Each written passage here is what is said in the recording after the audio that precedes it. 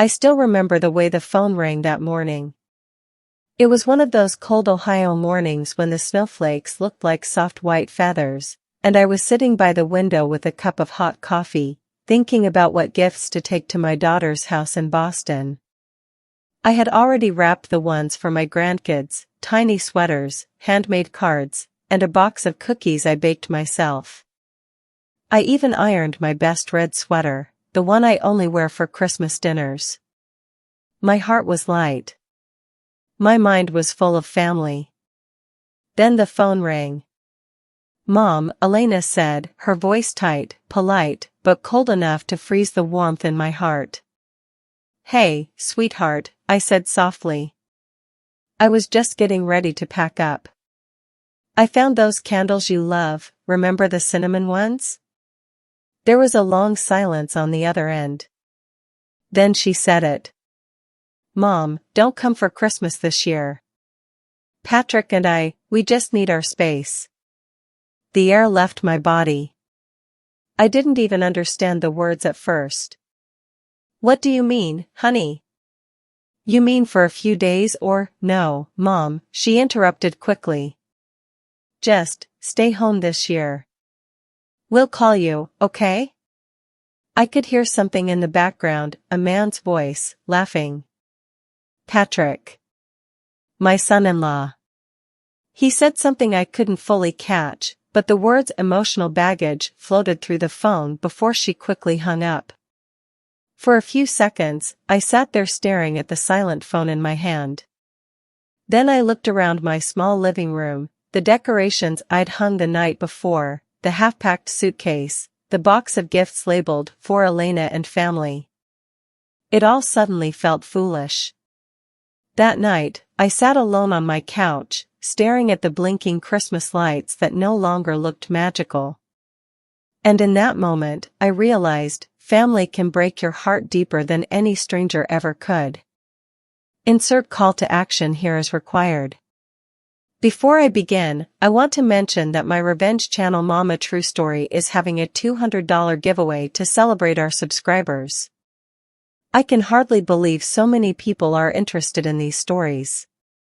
To participate, it's simple: subscribe to the channel, hit the notification bell, like this video, and leave a comment telling me where you're watching from, a little about yourself, or share a beautiful story. I'd love to know who you are. Now, let's get back to my story. I didn't sleep that night.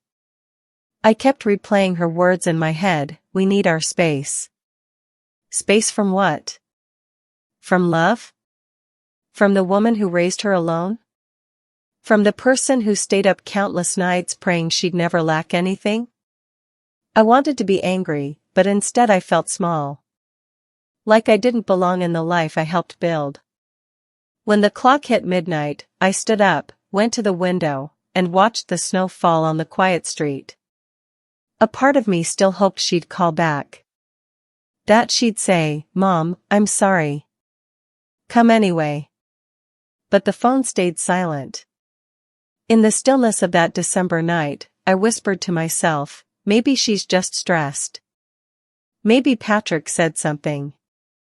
Maybe, but deep down, I knew something had changed forever. The next morning, I found myself at the table, staring at a letter I'd never sent. It was something I'd written to Elena years ago, after her father passed. I wrote, "You're my reason for living." I folded it back carefully and placed it in the old jewelry box where I kept every piece of her childhood, baby teeth, school ribbons, and her first Mother's Day card to me. That's when it hit me. Sometimes, the people you'd give your life for are the same ones who make you question if it was worth it. Still, I didn't cry. I poured another cup of coffee, turned on the Christmas music, and forced myself to smile. Because if I've learned anything in my 68 years, it's this: when life slams the door you were planning to walk through, you don't beg to be let in. You learn to build another house. And maybe this Christmas, that's exactly what I was about to do. When I think back to how it all began, I sometimes wonder if life started testing me the moment I became a mother. Elena wasn't even 2 years old when her father, Robert, passed away. One early morning, I got a knock on the door, two state troopers standing in the cold, their hats in their hands. They told me there had been a car accident on the highway outside of Columbus. He didn't make it. I remember how my knees gave out. I remember the sound of Elena crying in her crib, unaware her father was gone forever.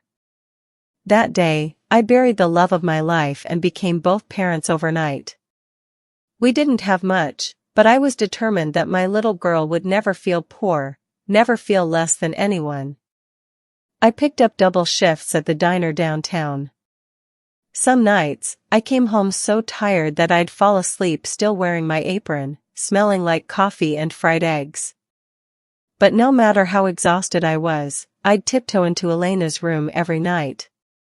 I'd watch her sleep, her tiny hand wrapped around her stuffed rabbit, and whisper, "Mommy's here, baby.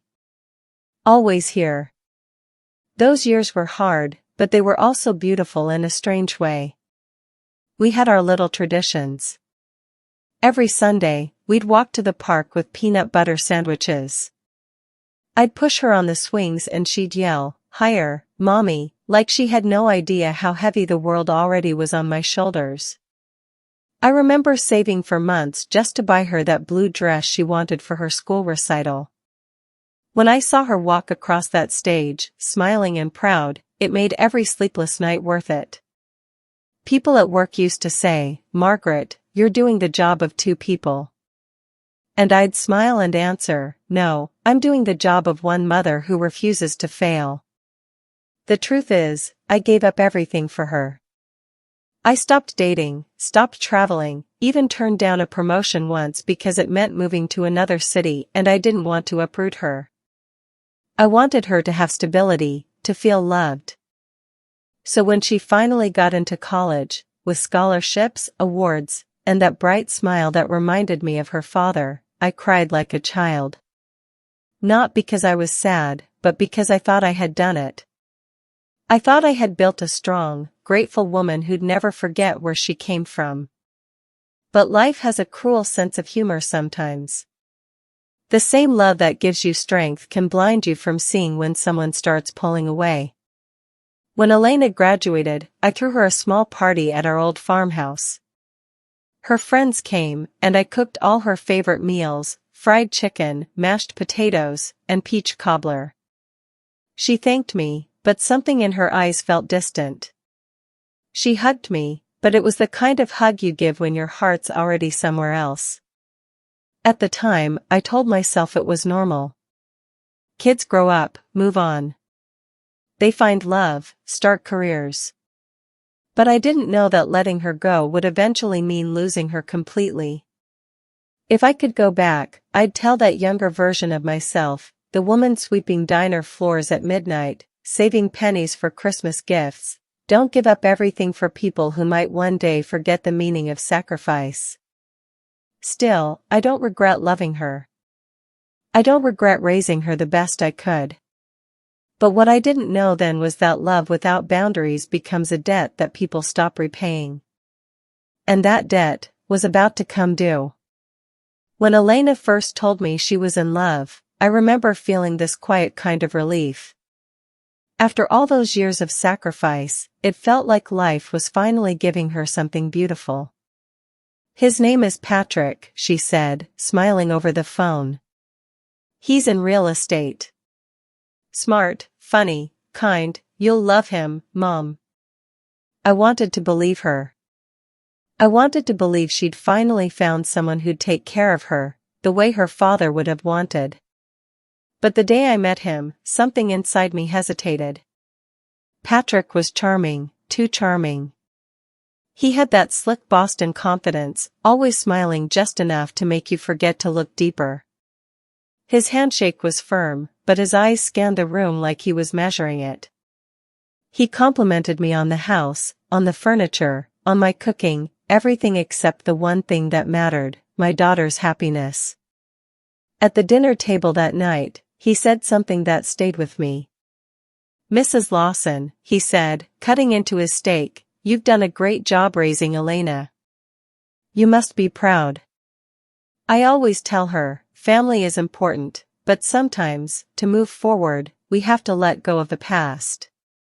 He smiled. Elena laughed nervously. But me? I felt something twist in my stomach. Let go of the past? The past he was talking about was me. Still, I didn't say a word. I wanted to be the kind of mother who supports, not scares away her child's happiness. A year later, they were engaged. The wedding was small but elegant, held in a glass chapel just outside of Boston. I wore a soft blue dress, the one Elena helped me pick. Patrick's family was there too, tall, polished people with expensive watches and colder smiles. They treated me like I was from another world. I could feel their eyes on my thrifted shoes, my simple purse. One of his aunts leaned over during the ceremony and whispered, "Isn't it wonderful how Patrick gives back?" Gives back? To whom? When the priest asked, "Who gives this woman away?" I stepped forward. But Patrick's mother beat me to it, placing her hand over Elena's as if she was giving her son permission to marry my daughter. It was a small gesture, but one that cut deeper than a knife. I smiled through it all. I smiled when they kissed. I smiled when they danced. And when Elena tossed her bouquet and it landed near my feet, I clapped like every proud mother would. But inside, something in me began to ache. When they left for their honeymoon, I stayed behind to help clean up the hall. I found one of the wedding envelopes Patrick's cousin dropped. It was filled with cash. I handed it to the caterer who looked surprised. She said, "Ma'am, that's generous of you. Most people would have kept it." I just smiled and said, "That's not who I am." That night, as I lay alone in my small hotel room, I scrolled through the wedding photos people posted online. Elena looked radiant, happy, glowing in her white dress. Patrick stood beside her, confident, charming, perfectly composed. And there I was, off to the side in every picture. Half-cropped. Half-seen. A background character in the very story I helped build. Still, I convinced myself it was nothing. Maybe that's what love looks like, learning to let go and trust your child's choices. But deep down, something whispered, "You're losing her." And I brushed it away, thinking I was just being dramatic. I didn't know it then, but that wedding wasn't the start of a new chapter in our lives. It was the beginning of an ending I never saw coming. The first year of Elena's marriage, I told everyone how happy I was for her. I said it so many times, I almost believed it myself. She called every Sunday like clockwork at first. "Hi, Mom," she'd say cheerfully, telling me about their new apartment in downtown Boston, how Patrick's business was taking off, how she'd joined a local charity group. I'd listen with pride, smiling through the phone, pretending the distance didn't hurt. But slowly, the calls started coming less often. First, they went from every week to every other week. Then once a month. And finally, only when she needed something. It was small things at first. "Mom, do you still have Dad's tax papers? Or, could you check on that property document for me?" I always said yes. Because that's what mothers do. But something in her voice had changed. It wasn't the same warmth that used to fill my heart. It was careful. Polished. Like she was speaking to a stranger she respected but no longer loved. And then came the excuses. "Oh, Patrick's been busy, Mom." "Oh, we've got a company dinner this weekend." "Oh, Boston's just been crazy lately." I'd hang up the phone, stare at the family photo on my table, the one from her wedding, and wonder when my daughter's voice became this foreign thing that echoed but never reached me. That Thanksgiving, I cooked for two anyway. I roasted a small turkey, made mashed potatoes, even baked the pumpkin pie she used to beg for as a kid. I left her seat empty, thinking maybe she'd surprise me. Maybe she'd walk through the door laughing like old times. But the door stayed closed. Instead, she sent a text, "Sorry, Mom. Patrick's family invited us to the lake house. Love you though. Love you though." That last word, though, was the coldest part of the message. As if loving me had become a small inconvenience she had to mention out of duty. The next day, I saw photos of their Thanksgiving dinner on social media. Long tables filled with crystal glasses, gold candles, and smiling faces. Elena looked so elegant in her silk dress. And there, next to her, Patrick's mother stood proudly, her arm wrapped around my daughter like she was the one who'd raised her. I remember zooming in on that photo until the pixels blurred. My hands trembled. I whispered, "She looks happy." But what I really meant was, "She looks like she's forgetting me." I didn't tell anyone how much it hurt. Not my friends from church, not my neighbor Mrs. Callahan, not even my sister Ruth. I just kept saying, "Oh, you know kids, they're busy." Because somehow admitting it out loud would make it too real. I started mailing her small care packages, little things like knitted scarves, homemade cookies, and Christmas ornaments. She thanked me once or twice, then stopped responding altogether. The last package came back unopened, stamped "Return to Sender." I stared at that label for a long time. Return to Sender.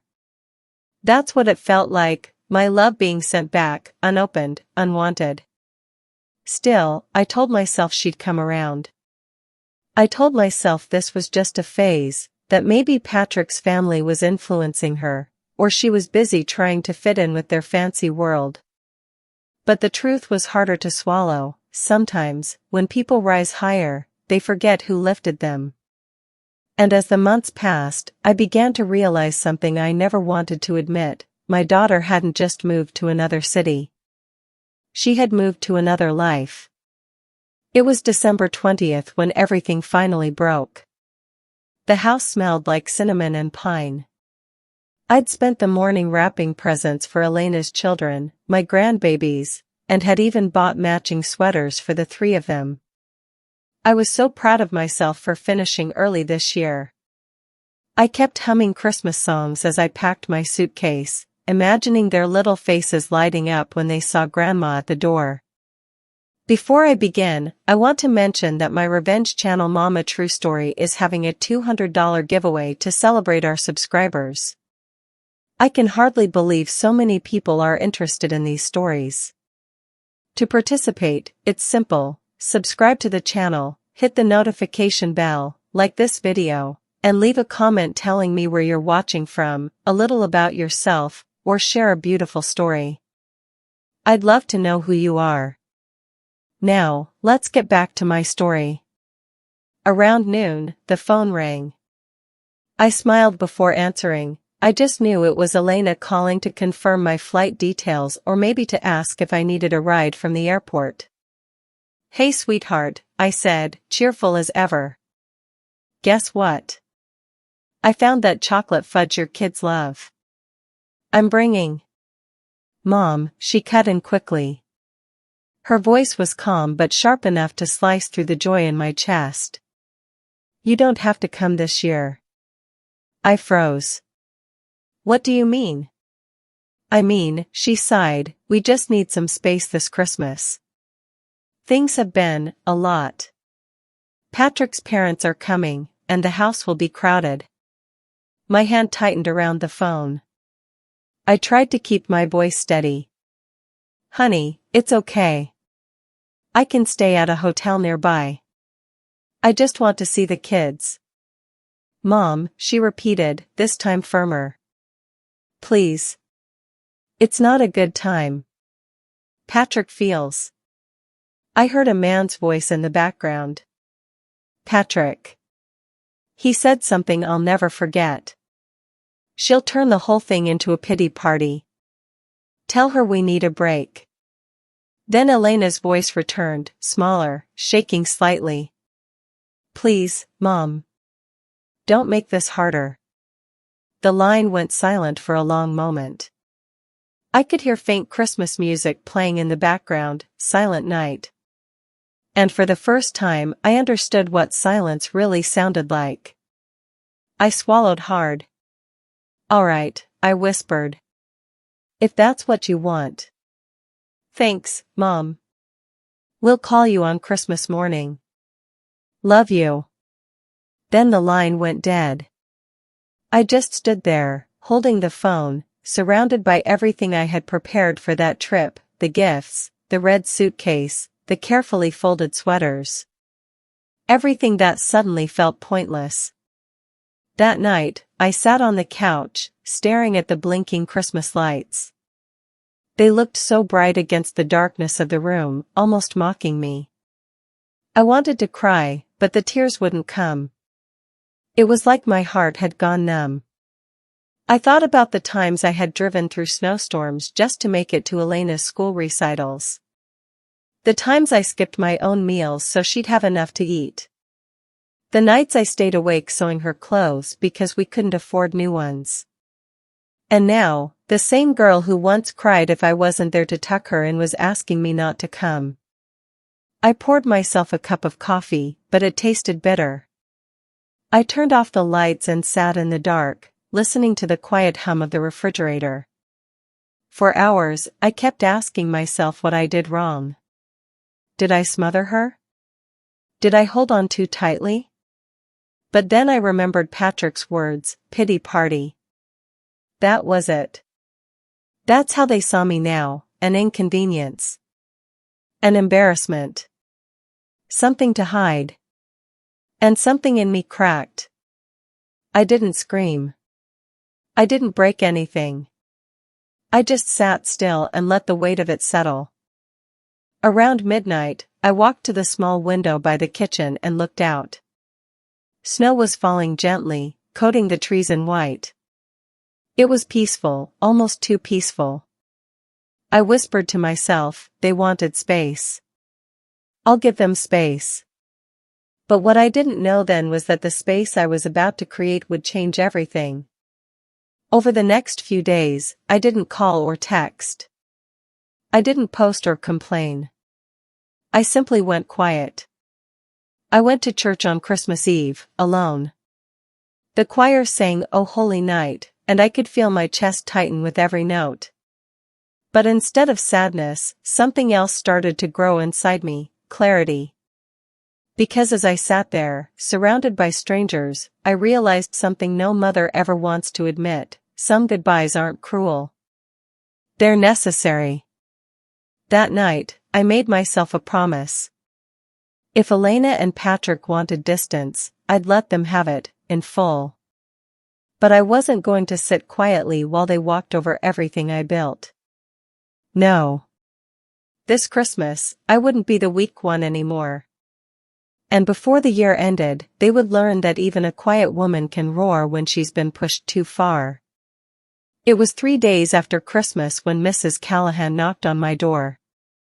She's lived across the street for 20 years, a sweet woman with silver curls, the kind of neighbor who still brings pie when she thinks you're sad. I must have looked at 2, sitting there in my robe at 10 a.m. with coffee gone cold. She peeked in and said softly, "Margaret, I made too much chicken pot pie. Thought you might want some." I smiled and waved her in. "You always make too much, you know that?" We sat in my kitchen, the air thick with the smell of cinnamon candles and reheated coffee. She asked how my Christmas went, and I tried to sound casual. "Oh, quiet," I said. "Elena and the kids couldn't make it this year. They needed some space." Mrs. Callahan frowned. "That's a shame. I saw them last week, actually." That sentence landed like a slap. I froze. "You saw them?" "Yes, dear. They stopped by the farmhouse. Patrick mentioned something about preparing it for sale." Her words hung in the air. I blinked, trying to process them. "The farmhouse?" She nodded innocently, sipping her tea. You know, that lovely old place your husband built?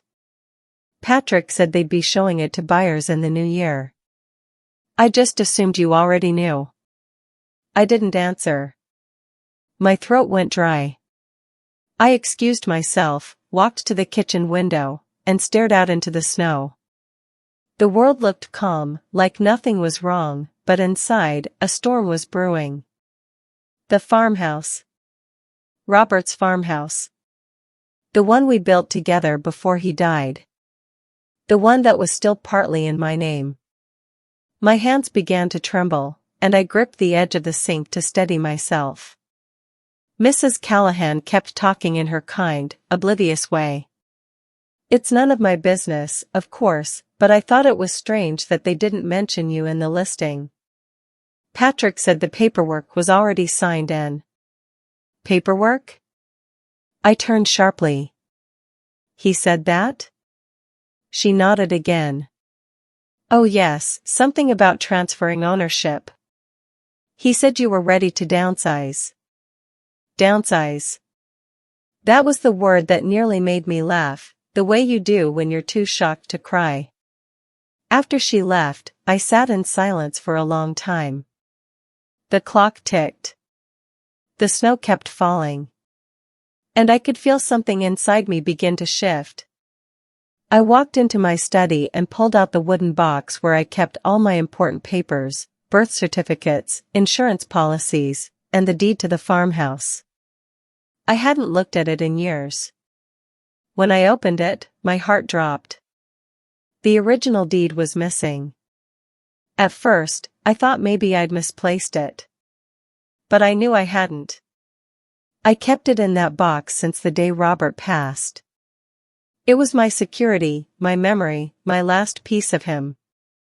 That's when everything connected. Elena's sudden coldness. Patrick's slick charm. The space they needed. They weren't just pushing me out emotionally. They were pushing me out completely. My hands were shaking as I reached for the phone. I started to dial Elena's number, but I stopped. Calling her now would only make her defensive. And if Patrick really forged something, I needed proof, not words. So I hung up the phone, took a deep breath, and whispered to myself, all right then. If this is how you want to play it, let's play. That night, I couldn't sleep. Every creak in the house made my heart race. But this time, it wasn't from fear, it was from clarity. I wasn't crazy. I wasn't unwanted. I was being deceived. And I knew one thing for sure, they might have stolen my signature, but they hadn't yet stolen my will to fight back. I woke up the next morning before the sun. My chest still ached from what Mrs. Callahan had told me the day before, but my mind felt sharp for the first time in weeks. I made myself a strong cup of coffee and sat at the dining table with a notebook. I wasn't sure where to start, but I knew one thing, if Patrick and Elena really touched that farmhouse, there would be a paper trail somewhere. The farmhouse wasn't just a piece of land. It was my husband Robert's legacy. He built it after our wedding, board by board, with his own hands. It was the place we brought our daughter home from the hospital. The place we said our final goodbye to him. And now, someone, my own daughter and her husband, might have sold it behind my back. I took a deep breath and began listing everything I remembered. The deed was filed in both Robert's and my names. After his death, it transferred to me and Elena jointly. I never signed any new papers. Ever. So how could it be ready for sale? That question burned through me like fire. I grabbed my coat and car keys and drove to the county clerk's office in town. It was snowing lightly, and the roads were slick, but I didn't care. I needed answers. When I walked inside, the receptionist looked up from her desk. "Morning, ma'am. How can I help you?" "I need a property record search," I said.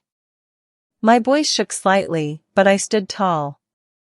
Lawson Farm, on Route 19. She typed something into her computer, her acrylic nails clicking against the keys. After a few seconds, she frowned. You said Lawson Farm? Yes, I replied quickly. Under Margaret Lawson and Elena Grant. She squinted at the screen, then turned the monitor slightly away, a small movement, but one that made my heart race. Is there something wrong? I asked. She hesitated. Well, it looks like there was a transfer filed 2 weeks ago. The ownership now lists Patrick Grant and Elena Grant. My stomach dropped. That can't be right. There must be a mistake. I can print the document for you, she said softly. When she handed me the papers, my hands trembled so badly I almost dropped them. There it was, a signature beside my name.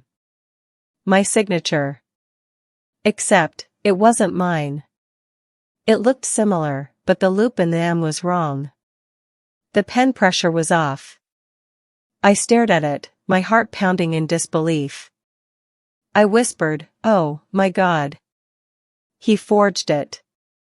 I thanked her, folded the document, and slipped it into my purse. I walked out into the cold, my legs heavy, my breath visible in the winter air. It felt like I was moving through a nightmare, one where betrayal wore the face of someone I once rocked to sleep. Back home, I spread the papers across the table and stared at them for hours. Every word, every line, felt like a wound. I called Elena that evening. She didn't answer. I left a message. Sweetheart, I found something today. We need to talk. It's important. No call back. No text. Nothing. The silence was worse than the betrayal. That night, I pulled out my husband's old leather folder, the one where he kept every contract and letter from his lawyer friend, Mr. Daniels. I hadn't spoken to Mr. Daniels in years, but his number was still scribbled on a piece of paper in the back. I hesitated, then dialed. He answered on the third ring, his voice older but still steady. Margaret Lawson. It's been a long time. Too long, I said softly. Then I told him everything. He listened without interrupting, just small hums and quiet sighs as I spoke. When I finished, he said, Margaret, if what you're saying is true, that's fraud. Do not confront them yet. Bring everything you have, and we'll go over it together. The next morning, I met him at his small office downtown. The place smelled like old books and leather, exactly how I remembered. He looked over the papers, comparing the signature to old documents he still had on file. It's forged, he said firmly. No question. I sat back in the chair, feeling my heartbeat slow. I wasn't crazy. I wasn't overreacting. I'd been betrayed. Mr. Daniels leaned forward. We can fix this, but you'll need to stay quiet. Let them think you don't know anything. We'll build a case from the shadows. I nodded slowly, gripping the arms of the chair. For the first time in weeks, I didn't feel powerless. I felt focused. As I walked out of his office, snowflakes drifted down and melted on my coat. I looked up at the sky and whispered, Robert, if you're watching, your wife's not done fighting yet. When I got home that night, the house felt different. Not because anything had changed, the lights were still dim, the smell of old wood still lingered, but because I had changed. For the first time since this whole nightmare began, I wasn't crying. I wasn't pacing or asking why. I was planning. I sat at my dining table, the forged documents spread out like a puzzle I finally knew how to solve. Mr. Daniels had told me to stay calm, stay silent, and stay patient. The louder you scream, the faster they'll cover their tracks, he'd said. He was right. So I decided to play their game, only better. First, I started making copies. I scanned every document I could find, property deeds, old wills, tax statements, even photos of Robert standing in front of the farmhouse he built. Proof that this land had always been part of our family. Then I began recording every call, every message from Elena, every bit of communication that might one day reveal their intentions. Not out of spite, but out of necessity. Because when people steal from you, you don't fight them with anger, you fight them with evidence. The next morning, I called Mr. Daniels. "I'm ready," I said. He chuckled softly. "I knew you would be. I already filed a notice of claim on your behalf. They can't legally sell the farmhouse until this is settled." A quiet satisfaction washed over me. So, if Patrick tries to finalize the sale, he'll be walking straight into a legal trap, Mr. Daniels finished. I thanked him and hung up, staring at my reflection in the kitchen window. I barely recognized the woman looking back. Her eyes weren't swollen anymore. Her shoulders weren't slumped. She looked calm. Dangerous, even. That afternoon, I drove out to the farmhouse for the first time in months. Snow blanketed the driveway, and the fields looked endless under the pale winter sun. The place was quiet, almost sacred. I stood there for a while, breathing in the cold air. My husband's old tools still hung on the shed walls. The rocking chair he built for me still sat by the porch. It creaked gently when the wind passed through. And as I stood there, I whispered, they thought this place was just property. But this is our life. And no one steals life. I spent the next few days digging deeper. I searched property databases, emailed contacts from the diner where I used to work, people who still knew folks in local real estate. Every lead gave me another piece of the puzzle. One night, as I was going through some old storage boxes, I found an envelope labeled "To Elena, open only after my passing." It was Robert's handwriting. I had forgotten it existed. Inside was a handwritten letter, simple but full of love. It read, "My sweet girl, if you ever sell this land, make sure it's for something good, something that honors the family that built it." At the bottom was his signature, next to mine, and a small drawing of the farmhouse. That letter became my weapon. I took a clear photo of it, saved it in multiple places, and locked the original back in my safe. From that moment, my plan was simple: let them move forward. Let them think they won. And when the timing was right, I'd remind them who they were dealing with. A week later, I received an email from Elena. It was short and formal, like a business message. "Mom, hope you're doing okay. Patrick and I might be handling some financial changes soon, so please don't be alarmed if you get mail from our lawyer. It's just paperwork. Love, Elena." Paperwork. That word again. I smiled as I read it, sipping my tea slowly. They really thought I was still the naive mother who believed every word they said. But that was the beauty of silence. They didn't know that I had already filed the injunction, locked the property, and copied every record they'd ever need to fix. That night, as I closed my laptop, I whispered to myself, "You taught me everything I know about patience, Robert. Now it's time to use it." The next morning, I put on my coat, grabbed my purse, and walked to the mailbox. The winter sun was rising behind me, and for the first time in a long while, I smiled, not from happiness, but from knowing the game had officially begun. Because they thought I was out of the picture. But in reality, I was about to become the author of theirs. Christmas Eve came again, 1 year after the call that shattered my heart. The house looked almost the same, soft lights on the windows, the smell of cinnamon and nutmeg drifting through the air, the same tree standing in the corner.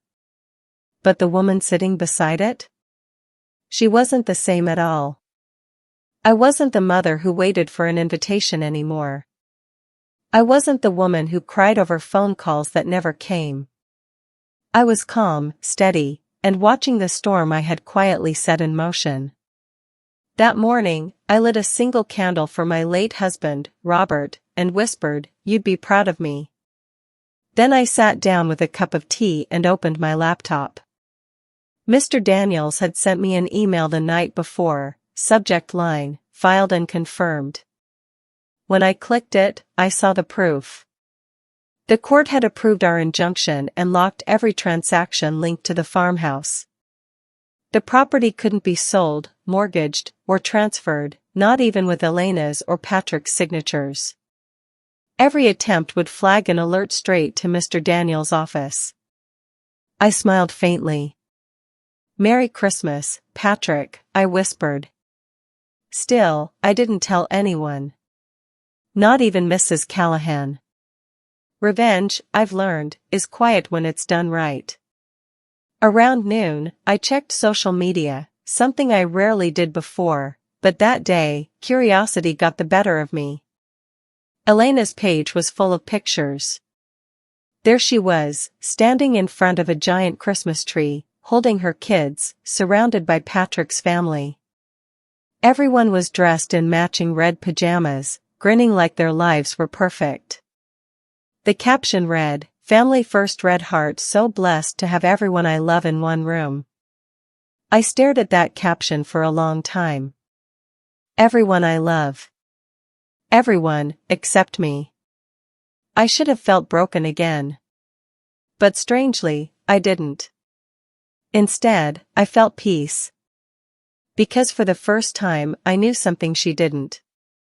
Behind those perfect smiles and glittering lights, her foundation was already cracking. The land she thought she owned was no longer hers. The paperwork Patrick forged was now evidence in a pending investigation. And their next big real estate deal, the one Patrick had bragged about online, was now tangled in the legal freeze attached to the farmhouse. Karma, it turns out, moves on its own schedule. That night, I cooked myself a small Christmas dinner, roasted chicken, mashed potatoes, and apple pie. I ate slowly, savoring every bite. Not because I was celebrating their downfall, but because I was finally tasting peace again. I turned on the radio, and an old carol came on, "Have yourself a merry little Christmas." The lyrics hit differently this time. "Through the years we all will be together, if the fates allow." The fates hadn't allowed. And maybe that was a blessing. I raised my glass of wine toward the window and whispered, "To endings that look like beginnings." Later that evening, my phone buzzed. A message from Elena. "Merry Christmas, Mom Redheart, we're thinking of you." Just that. Nothing more. No apology. No warmth. Just words for appearances. I typed back, "Merry Christmas to you too, sweetheart. I hope the kids are enjoying their gifts." I didn't mention the farmhouse. I didn't bring up the papers. I wanted her to enjoy this Christmas, her last peaceful one before Truth would visit. When midnight came, I went outside and stood on the porch. The snow fell gently, covering the driveway, soft and white like forgiveness. But forgiveness wasn't what I felt. What I felt was clarity, the kind that comes when you finally stop chasing people who don't value your presence. I looked out toward the dark road that led to the farmhouse. Somewhere out there, a piece of my husband's spirit still lived. And tonight, I felt closer to him than I had in years. He had been a quiet man, not loud, not vengeful. He always said, "Justice doesn't need noise, Maggie. It just needs time." And time, it seemed, had just started ticking for the Grants. As I went back inside, I picked up my phone one last time and sent Mr. Daniels a short message, "Thank you. Let's move to phase 2 after New Year." I didn't need to say more. He knew what that meant. Because while Elena and Patrick were clinking glasses in their fancy dining room, pretending everything was perfect, the ground beneath their feet was already starting to shift. And soon, they'd learn that the woman they had underestimated, the one they called emotional baggage, had quietly become the architect of their undoing. The first week of January came quietly, the way winter mornings often do, gray skies, slow snow, and the sound of my old radiator humming in the background. But under that calm surface, something had begun to unravel. I didn't have to go looking for it. The storm found them. It started with a phone call. I was cleaning out the pantry when my phone rang. I almost didn't answer, the number was from Boston. But something told me to pick it up. "Mom?" Elena's voice came through, panicked. I hadn't heard that tone since she was a little girl, the kind she used when she broke something and didn't know how to fix it.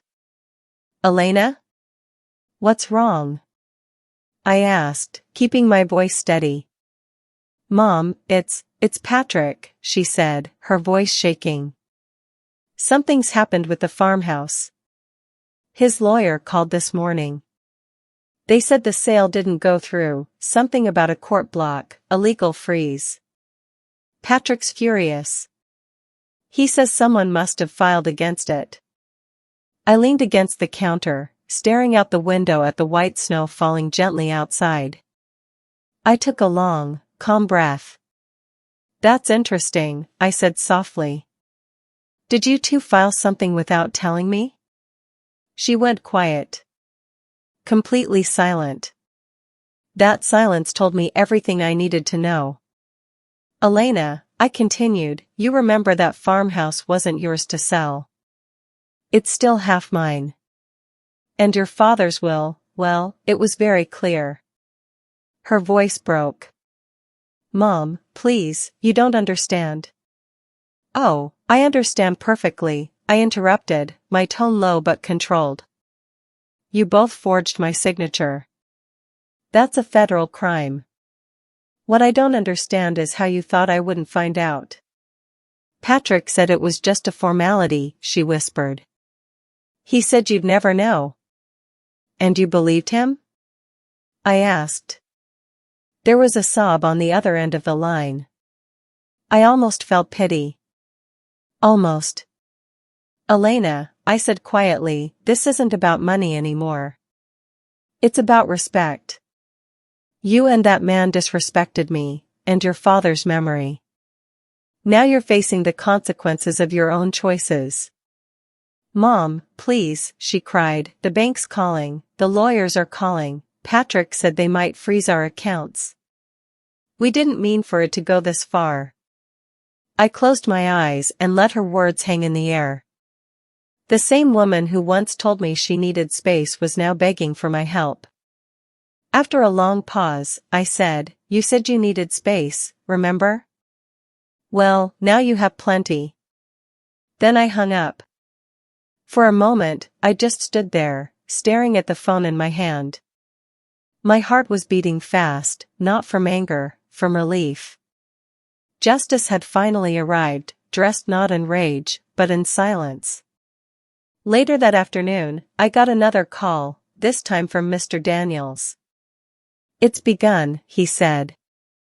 "The court froze their business accounts and flagged the forged documents. Patrick's name is under review for multiple property fraud cases. He'll be tied up in court for months." "Good," I said simply.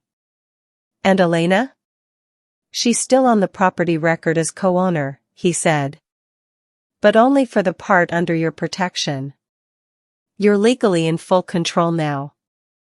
They can't touch a thing without your signature." I thanked him and hung up, my hands trembling slightly, not from fear, but from power. The kind of quiet, earned power that comes after years of being underestimated. That night, I poured myself a glass of red wine and sat by the fire. I looked at the flames and thought about all the times I'd cried alone, the Christmas dinners I'd spent waiting for her call, the sleepless nights wondering what I did wrong. And now, here I was, finally free. Still, a small ache tugged at me. Because despite everything she'd done, she was still my daughter. And mothers, real mothers, don't stop loving, even when they're forced to let go. I went to bed early, but sleep didn't come easily. Around midnight, my phone buzzed again. A text. Mom, I'm sorry. I didn't mean to hurt you. Patrick made me sign things I didn't fully understand. Please. I don't know what to do. I stared at it for a long time, then set the phone down without replying. Not out of cruelty, but out of peace. Because forgiveness doesn't always mean reconnection. As I drifted off to sleep, I remembered something my husband once said, "One day, Maggie, the truth will be your witness. You just have to let it speak for itself." And that's exactly what had happened. By morning, Boston was buzzing with news: a local developer accused of falsifying signatures, manipulating family property transfers, and committing financial fraud. Patrick's name was right there, bold as daylight, in the headlines. Elena's world had collapsed overnight. Mine had just been rebuilt. I closed the newspaper and whispered to myself, "Merry Christmas, indeed." By the second week of January, the headlines had spread like wildfire. Patrick Grant, the confident, smooth-talking real estate developer, was no longer the man shaking hands in luxury offices. He was the man ducking from cameras outside the courthouse. His perfect reputation crumbled faster than I ever imagined. The first article I saw was titled, "Boston Developer Accused of Property Fraud and Forgery." It was surreal seeing his name printed in black ink. I read the whole piece slowly, my fingers tracing every word. It mentioned an anonymous family member who had filed the original complaint. That anonymous family member was me. By the end of the week, more details surfaced: falsified records, stolen identities, secret bank transfers. It turned out Patrick's greed wasn't just directed at me. He'd done it to other people, too. Small investors. Elderly homeowners. The man had built his success on betrayal. And Elena? She was right there in the middle of it, listed as his partner in several of those deals. The media painted her as complicit, though I knew she was more naive than criminal. But ignorance doesn't erase damage. One cold morning, I sat at my kitchen table reading a local Boston paper online when I saw something that made my chest tighten. A photo of Elena, stepping out of a car, her face pale, eyes red, hair messy. She looked nothing like the glowing woman from those Christmas photos. The caption read, "Patrick Grant's wife seen leaving courthouse amid financial scandal." I closed the laptop slowly and whispered, "You made your choice, baby girl." Later that day, I got another call, this time from Mrs. Callahan. She said, "Margaret, I heard about what happened. You must feel, well, vindicated." I sighed. "That's not the word I'd use." "Then what word would you use?" she asked gently. "Free," I said. "Just free." Because the truth was, I didn't need them to suffer, I just needed the truth to come out. And it had. Over the next few weeks, I heard bits and pieces of what was happening in Boston. Patrick and Elena's business accounts were frozen. Their luxury apartment was up for repossession. His investors were pulling out, one by one. The cracks in their marriage widened like fault lines after an earthquake. At first, Elena defended him. She told reporters that it was all a misunderstanding, that Patrick was handling it. But when new evidence surfaced, fake documents with her mother's forged signature, her tone changed. One of Patrick's old employees leaked recordings of him bragging about fixing paperwork problems. In one clip, he even mentioned my name. "Her mom? She's old school. She'll never figure it out." That line burned through me. But it also reminded me why I'd done what I did. I imagined the fights in their house, the shouting, the accusations, the guilt. Maybe that sounds cruel, but I didn't take pleasure in it. What I felt was something different. A deep, quiet justice. Elena tried calling a few times after the story broke. I let most of the calls go unanswered. But one afternoon, I picked up. Her voice cracked as soon as she spoke. "Mom, I'm so sorry. I didn't know. I didn't mean for it to get this bad. Patrick's lost everything. We might lose the house." I didn't yell. I didn't even sigh. I just asked one question. "Elena, did you ever stop to think what losing me felt like?"